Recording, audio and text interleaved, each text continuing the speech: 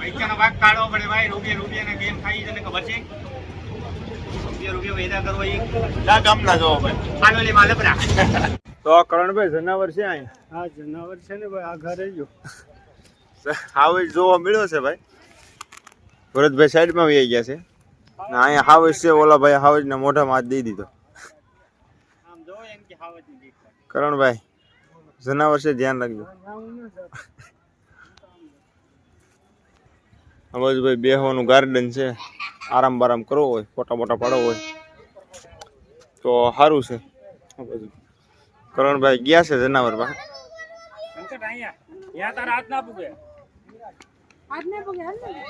આ બધું એન્ટિક રીતે બનાવેલું છે. દાંતમાં પ્લગ નાખ્યા છે, પ્લગ થી દાંત કર્યા છે. પગ છે અહીંયા સ્પ્રિંગો નાખી, જમ્પર, બેરિંગ ને સકડાથી આખા પેરપાટ બનાવેલું છે બધું. શેન થી પૂછડું બનાવેલું છે હાવજનું.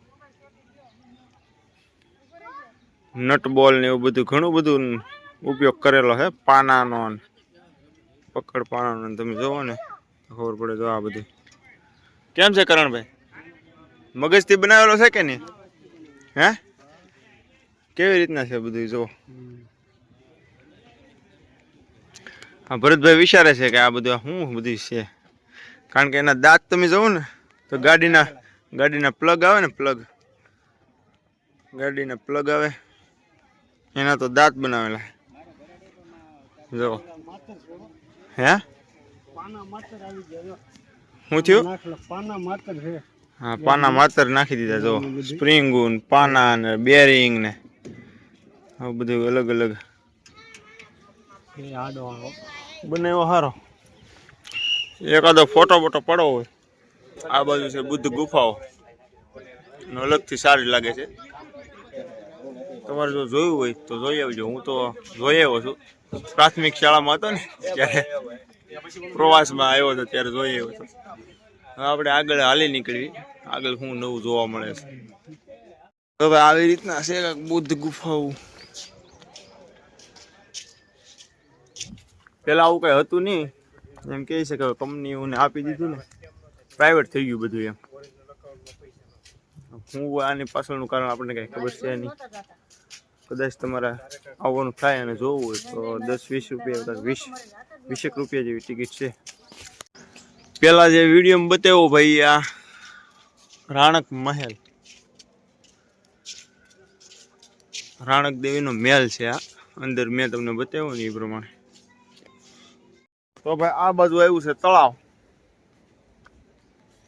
બોડિયા પ્રમાણે હાલવું નકર અટવાઈ જાઓ. ફરવાનું રહે નીકળ્યું. મેન તો એક અડી વાવ છે અને નવઘણ કૂવો છે અને રાણક દેવીનો મહેલ છે. બાકી બહુ કાંઈ ખાસ રહ્યું નથી હવે. પહેલાં જેવું હવે રહ્યું નથી. પહેલાં જેમ આપણે ખુલ્લું ફરી શકતા ને એવું કંઈ રહ્યું નથી. બધું અહીંયા પ્રતિબંધિત વિસ્તાર થઈ ગયો છે, બધું પ્રાઇવેટ થઈ ગયું છે. મતલબમાં ફોટા પાડી શકો તમે. વ્યૂ હોય સારું, લોકેશન હોય ત્યાં તમે ફોટા પાડી શકો. બાકી બીજું કાંઈ છે નહીં. એટલે ભાઈ જે ન જોયું હોય એને મુલાકાત લેવી, એકવાર જોવું. કારણ કે આ બધું જૂનું ભાઈ, બાંધકામ ને કિલ્લો ના બધું જૂનું કહેવાય. એટલે એકવાર જોઈ લેવું, ફેમિલી સાથે આવવું. અહીંયા સમુદ્ર જેવું કાંઈક આવ્યું છે, જોયું શું છે આ. પછી આ કાંગરા હતા ને એ કોલ ઉપર અમે ઊભા ઓલે હાલતા. મારે તો ઓલા વાળો ફોટો છે. ત્યારે આ બધું કઈ આ બધું બનાવેલું છે. આ કેમ પૈસા કામમાં બાકી આ કઈ હતું ખબર ને બળ ને વેલણ બીજું આડું હોય.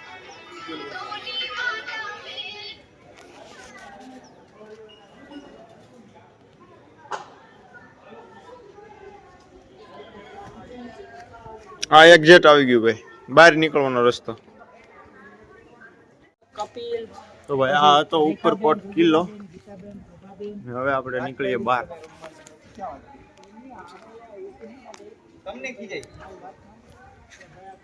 કોટ ફરી લીધા. હવે આવી છે નરસિંહ મહેતાના સોરે જ આવી છે. નરસિંહ મહેતા બેહતા ને જ્યાં ત્યાં જ આવી છે. હું તમને બતાવું વિડીયોમાં આગળ. ત્યાં જઈ પછી કેટલા? આ 5 4 બોલો કેટલા 15 કે 10 હોય 10 હાલો 10 માં ભાઈ માની જાય કાકા 10 માં માની જાય તો ભાઈ ફાઇનલી બેસી ગયા છે સુદામાં બોલો ને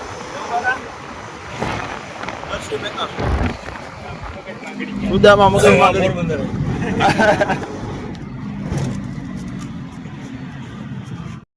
ભાઈ નરસિંહ મહેતાના સોરે પૂકી ગયા છે આ છે નરસિંહ મહેતા સોરો અંદર જઈએ આપણે આટો મારી અને બધા ટિકિટ દે છે આપણે કઈ દેવાની થતી નથી આપણે ટિકિટ દેવાની નથી વર્તા મારી ટિકિટ આપી દેજો લ્યો ભાઈ આપણી ટિકિટ આપી તો ભાઈ નરસિંહ મહેતાજીનો સોરો હવે અંદર પ્રવેશ કરીએ આપણે આ છે સોરો આ છે નરસિંહ મહેતા આવી રીતના કાંક છે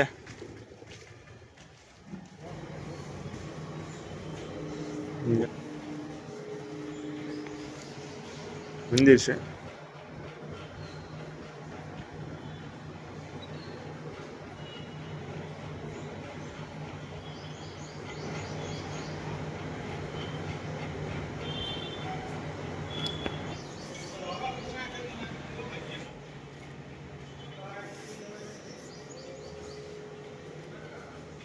अच्छा भोलानाथનું મંદિર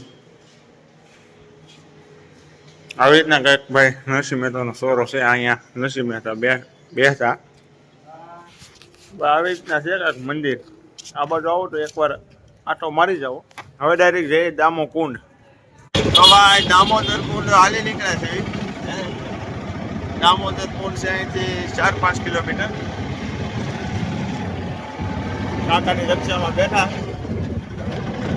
મળીએ ડાયરેક્ટ દામોદર કુંડ ને ભવનાથ તળાવની જવું છે પણ હવે જોઈ છીએ આપણે ભાઈ ધીરે ધીરે અમારી ગાડી હાલે છે હવે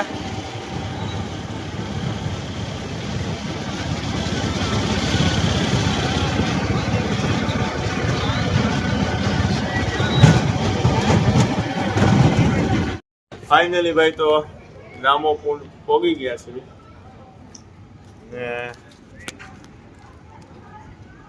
અહીંયા છે નરસિંહ મહેતા ને આ છે દામો કુંડ આ છે મંદિર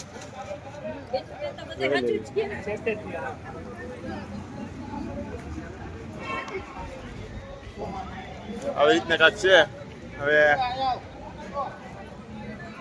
અહીંયા હાથ પગ ધોવી સામો છે ગિરનાર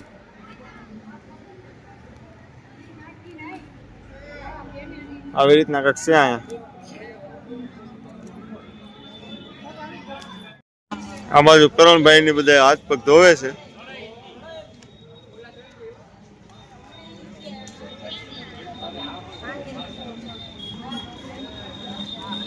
ફરવામાં તો ખાલી દામોદર કુંડ હતું બાકી ઉપર મંદિર ને આમ ગુફાઓ ને એવું છે એ બધું બંધ છે એટલે આવો તો બપોરના ટાઈમે ન આવતો એનું કારણ છે મંદિર ને એવું બધું બંધ રહે છે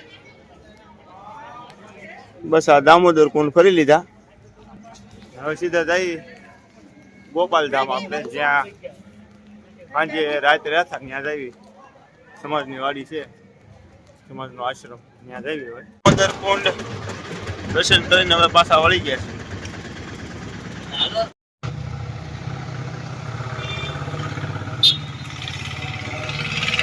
ફાઇનલી ભાઈ હવે ઘરે જવા નીકળી રહી છે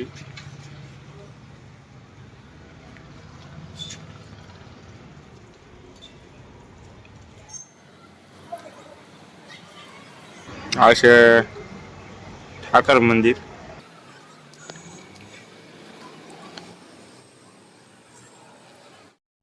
હવે ફાઇનલી હવે આપણે જુનાગઢ થી નીકળી ગયા છીએ અમે ચારે નીકળી ગયા છીએ અને ઓલો ભરતો લગભગ અહીંયા થઈ ગયો છે આ ભરતા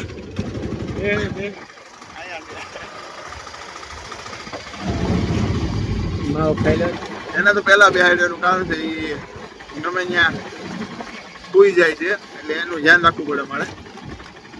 હવે નીકળી જવી છે ડાયરેક્ટ રેલવે સ્ટેશન.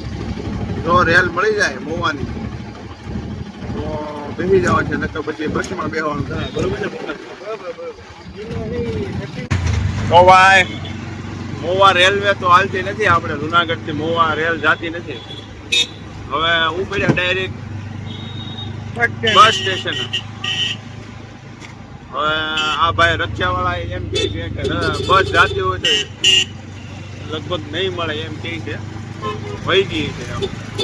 હવે જોઈએ પછી રાત રહી જાવ. બીજું હું કાલ શક્કરબાગ ફરી આવશે ને પછી 3 વાગે નીકળી જાવ. હું કેવું કરે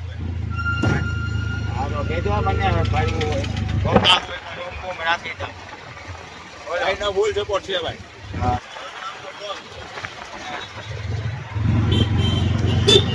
તો જોઈએ છે ભાઈ બસ સ્ટેશને જઈએ, બસ મળે તો ઠીક છે, બાકી જય ગિરનારી. તો બસ ફાઇનલી એસટી મળી ગઈ છે. કુંડલાની મળી છે, સાવરકુંડલા. જો આ બધા ટિકિટના ભાગ ટિકિટના ભાગ પાડે.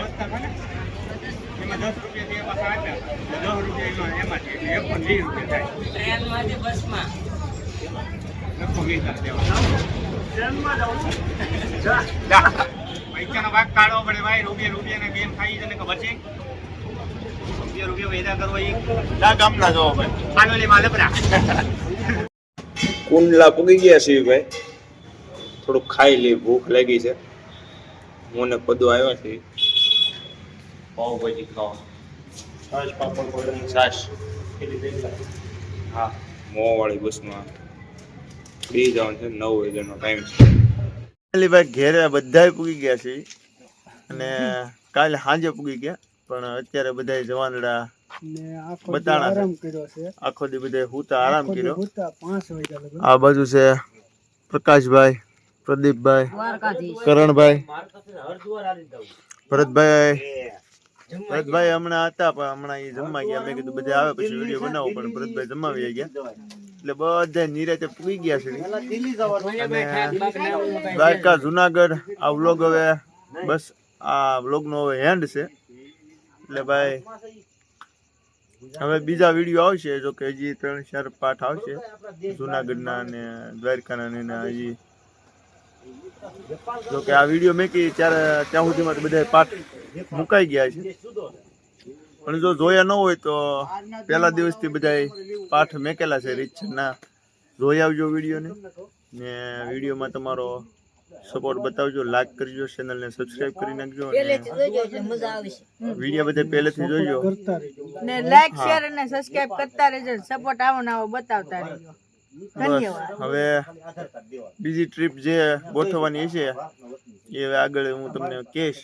બાકી જય દ્વારકાધીશ બધાને.